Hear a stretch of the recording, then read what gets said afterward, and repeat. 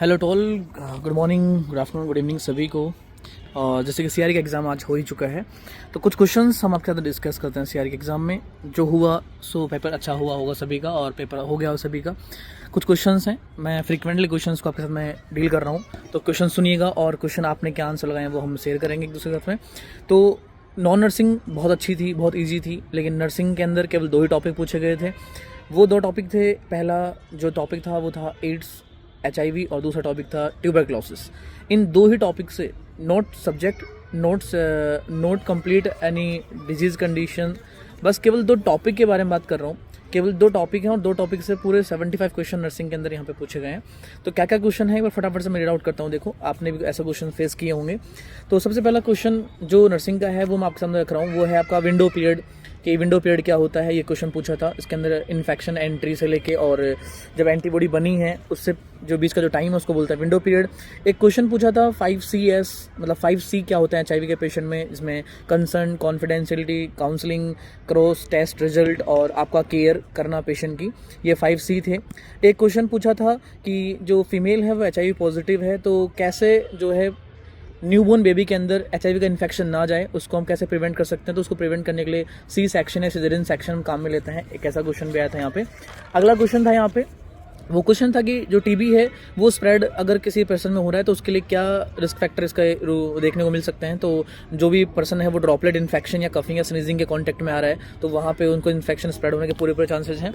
एक क्वेश्चन ये भी था कि क्या रिस्क फैक्टर हो सकता है TB इन ट्यूबरक्लोसिस इन्फेक्शन होने का। तो ओवर क्राउडिंग एरिया के साथ में अगर पेशेंट एक्सपोज करता है तो वहाँ पे जो है TB होने के रिस्क जो है बढ़ जाती हैं।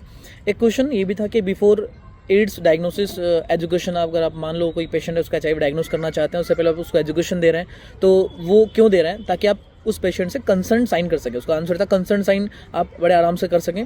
अगला था कि ड्रग्स रेजिस्टेंस ट्यूबरक्लोसिस जो ट्रीटमेंट ड्यूरेशन चलता है वो कितना होता है। तो around normal treatment duration TB का 6 मंथ होता है, लेकिन ड्रग्स रेजिस्टेंस अगर TB हो गई है तो 6 महीने से ज़्यादा आपको ट्यूबरक्लोसिस की थेरेपी कंटिन्यू करनी पड़ती है। उसमें जो अगला ऑप्शन था वो 12 मंथ था। अगला हम क्वेश्चन देखते हैं, वो है हमारा कि ड्रग्स रेजिस्टेंस TB वाले पेशेंट के लिए कन्फर्मेटरी डायग्नोस्टिक टेस्ट से कैसे कन्फर्म करेंगे। तो एक ऑप्शन है CB NAAT, cartridge based nucleic acid amplification test, जहाँ पे रिफॉर्मपिसिन अगर रेजिस्टेंस है तो वो तुरंत आपको बता देते हैं टेस्ट के अंदर। अगला है कि TB का कन्फर्मेटरी डायग्नोस्टिक टेस्ट क्या होगा, तो स्पूटम कल्चर TB का कन्फर्मेटरी डायग्नोस्टिक टेस्ट हम काम में ले सकते हैं। एक था कि TB की ट्रीटमेंट अगर पेशेंट को चल रही है और पेशेंट HIV का इन्फेक्टेड है और HIV का ट्रीटमेंट ले रहा है, तो कौन सी TB की ड्रग्स HIV ट्रीटमेंट के साथ में इंटरेक्ट करती है। तो वो आंसर आएगा रिफॉर्मपिसिन ड्रग्स। रिफॉर्मपिसिन ड्रग्स HIV की ट्रीटमेंट के साथ में इंटरेक्ट करती हैं TB वाले पेशेंट के साथ में। और अगले क्वेश्चन की बात करते हैं कि most common opportunity infection HIV के पेशेंट में क्या होगा। तो न्यूमोसिस्टिक न्यूमोनिया आपने पढ़ा होगा, ये सबसे कॉमन इन्फेक्शन उसका हो सकता है। एक होता है कि BCG का जो आप वैक्सीन आप लेते हैं उसके अंदर कौन से स्पीसीज का स्टेन पाया जाता है। तो माइकोबैक्टीरियम बोविस जो होता है, ये हम क्लासरूम की, ये जो क्वेश्चन मैं आपको डिस्कस कर रहा हूँ अभी तक के जो क्वेश्चन हमने डिस्कस किए हैं, ये सारे जब हम ट्यूबरक्लोसिस पढ़ते हैं क्लासरूम के अंदर तो सारी बातें हम आपको लिखवाते हैं। तो ये जो स्टेन है वो माइकोबैक्टीरियम बोविस का होता है। अगला एक क्वेश्चन था कि जेडनेस staining, acid fast staining positive bacteria कौन सा नहीं होगा, एक्सेप्ट करके था। तो उसमें माइकोबैक्टीरियम लैप्री था, माइकोबैक्टीरियम ट्यूबरक्लोसिस था और एक बैक्टीरिया और था। लेकिन स्टेफाइलोकोकस ऑरियस जो बैक्टीरिया होता है ये gram negative sorry acid fast negative होता है, ग्राम पॉजिटिव होता है लेकिन एसिड फास्ट नेगेटिव होता है। तो ये इसका आंसर हो सकता है।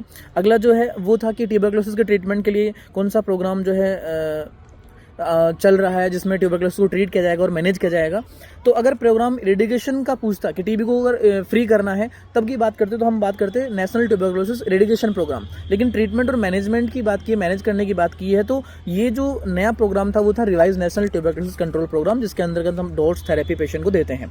अगले क्वेश्चन की बात करते हैं कि TB के ट्रैकिंग सिस्टम के लिए कौन सा मैनेजमेंट आप कर रहे हैं या किसके थ्रू ट्रैकिंग कर सकते हैं। तो वो निक्षा एप्लीकेशन चल रहा है, निक्षा एप्लीकेशन के थ्रू हम ट्रैक करते हैं कि कितने TB के पेशेंट कहाँ देखने को मिल रहे हैं। इसके अलावा आता है कि HIV का जो पेशेंट है उसके अंदर कौन सी सेल काउंट अफेक्ट होते हैं। तो CD4 सेल और T लिम्फोसाइट एक ऑप्शन आपको मिला होगा, वो इसके अंदर अफेक्ट होते हैं। अगला आता है कि जो HIV का वायरस है उसके साथ में जो HIV का वायरस है वो बाइंड करता है सेल के साथ में, तो उसके वायरस के ऊपर जो रिसेप्टर है वो कौन सा रिसेप्टर है। तो वो GP glycogen protein 120 receptor present है, वो ग्लाइकोजन 120 जो है वो बाइंड अप करता है उस HIV के वायरस को। अगला आता है कि HIV का वायरस जो है वो कैसे स्प्रेड हो सकता है, क्या क्या रिस्क हैं। तो ब्लड, सीमन, वेजाइनल फ्लूइड ऐसे कुछ ऑप्शंस थे, उनसे रिस्क ऑफ HIV इन्फेक्शन बढ़ जाती हैं। अगला था कि एचआईवी का इन्फेक्शन या एड्स जो हो रहा है उसका स्टेज फर्स्ट में क्या क्या सिम्टम्स आते हैं, तो flu like symptoms, fever, chills, fatigue वगैरह देखने को मिलता है, ये क्वेश्चन था।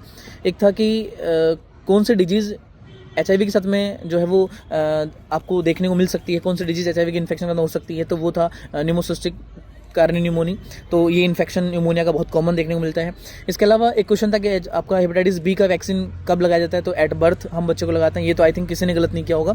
एक क्वेश्चन था एचआईवी 1 और एचआईवी 2 से था कि एचआईवी 1 और एचआईवी 2 में मोर कॉमनली कहानी क्या है, तो एचआईवी 1 एक ऑप्शन था उसके अंदर, वो था कि एचआईवी 1 जो है वो वाइडली मोर स्प्रेड होता है एज कम्पेयर टू एचआईवी 2, तो ये एचआईवी 1 जो है ज़्यादा स्प्रेड हो जाता है, ज़्यादा वाइडली देखने को मिलता है एचआईवी 2 के कंपेयर में।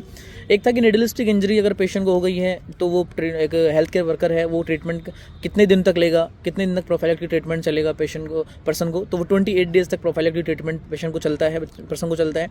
एक था कि निडलिस्टिक इंजरी पेशेंट को नर्सिंग ऑफिसर को हुई है और उस पर्सन को जब निडलिस्टिक इंजरी हुई तो वो इन्फेक्शन कंट्रोल नर्स को उन्होंने ये चीज़ बताई कि उनको ये ऐसा हुआ है और फॉर्म भर के उन्होंने दिया, तो उसके बाद में ट्रीटमेंट कब स्टार्ट करना है, तो एज सुन एज पॉसिबल, मतलब 4 आवर्स से लेकर 72 आवर्स में आप ट्रीटमेंट को स्टार्ट कर देते हैं।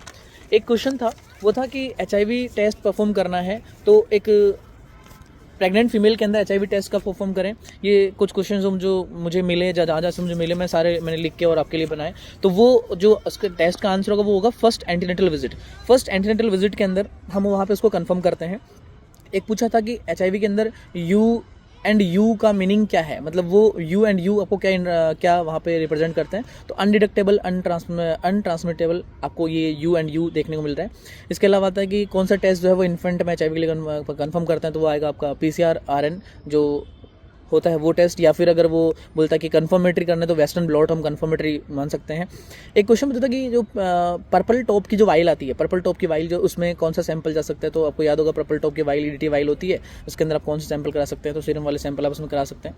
इसके अलावा वर्टिकल ट्रांसमिशन ऑफ एचआईवी का परसेंटेज क्या है, तो वो आपका 15% से 45% तक चांस बढ़ जाते हैं, 45% चांस होते हैं, नोट बढ़ जाते हैं, होते हैं कि वर्टिकल ट्रांसमिशन एचआईवी का हो जाए। इसके अलावा most commonly spread of HIV in India, तो वो अनप्रोटेक्टेड सेक्स और सेक्सुअल कॉन्टैक्ट जो सबसे कॉमनली एचआईवी स्प्रेड होता है। ये सारे क्वेश्चन एचआईवी के ऊपर हमें देखने को मिले। इसके अलावा हम नॉन नर्सिंग की तरफ थोड़ा सा रुक करते हैं, नॉन नर्सिंग की तरफ चलते हैं थोड़ा सा। तो नॉन नर्सिंग थोड़ी इजी थी, मैंने पहले ही बताया कि जैसे नॉन नर्सिंग का पहला क्वेश्चन ये आया कि पिंक सिटी, और पिंक सिटी क्या है, जयपुर है। इसके अलावा नॉन नर्सिंग का दूसरा क्वेश्चन था कि RBI एस्टेब्लिश का वो था 1934 में, लेकिन 1935 उसमें ऑप्शन था, तो वो हम आंसर लगाएंगे।